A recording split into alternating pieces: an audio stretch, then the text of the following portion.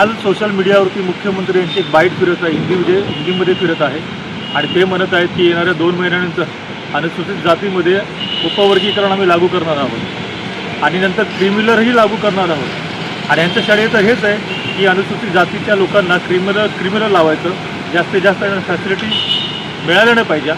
आणि डॉक्टर बाबासाहेब आंबेडकरांनी जे काही 59 जातींना एकसंघ ठेवून जे काही आरक्षण दिलेलं आहे, एक विचार करून ते दिलेलं आहे.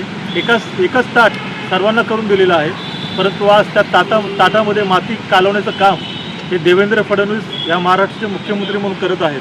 परत एकदा पडद्याच्या मागून मनुस्मृती कशी लागू करायची महाराष्ट्रामध्ये आणि देशामध्ये हे षडयंत्र हे करत आहेत. परंतु यांचं हे षडयंत्र आम्ही हाणून पाडू, याचा आम्ही तीव्र निषेध करू, तीव्र विरोध करू आणि कोणत्याही परिस्थितीमध्ये महाराष्ट्रामध्ये हे उपवर्गीकरण लागू होणार नाही याची दक्षता आम्ही घेत आहोत. या महाराष्ट्रामध्ये लवकरच बीड जिल्ह्यामधून 10 तारखेला एक प्रचंड मोठा 58 समाजाचा लाँग मार्च निघत आहे. या लाँग मार्चचं नेतृत्व या महापुरुषांची विचारधारा करत आहेत आणि समाज करत आहे, आंबेडकरी समाज करत आहे. त्याच्यामुळे आम्ही रिपब्लिकन सर्व नेत्यांना आवाहन करत आहोत की जिथे समाज आहे तिथे आपण एकत्र या. आता खरं ऐक्याची भूमिका तुम्ही घेतली पाहिजे, कारण समाजाला तुमची आवश्यकता आहे. डॉक्टर बाबासाहेब आंबेडकरांनी दिलेल्या अनुसूचित जातीला जे आरक्षण दिलं आहे ते आरक्षण एकसंघ ठेवण्याचं काम आपल्याला करावं लागेल. म्हणून सर्व समाजाच्या नेत्यांना आम्ही आवाहन करतो, रामदास आठवले साहेब असतील, बाळासाहेब आंबेडकरजी असतील, आनंदराज आंबेडकरजी असतील किंवा प्रस्थापित अजून कवाडे सर असतील, जे कोणी नेते आहेत या सर्वांनी आता एकत्र व्हा.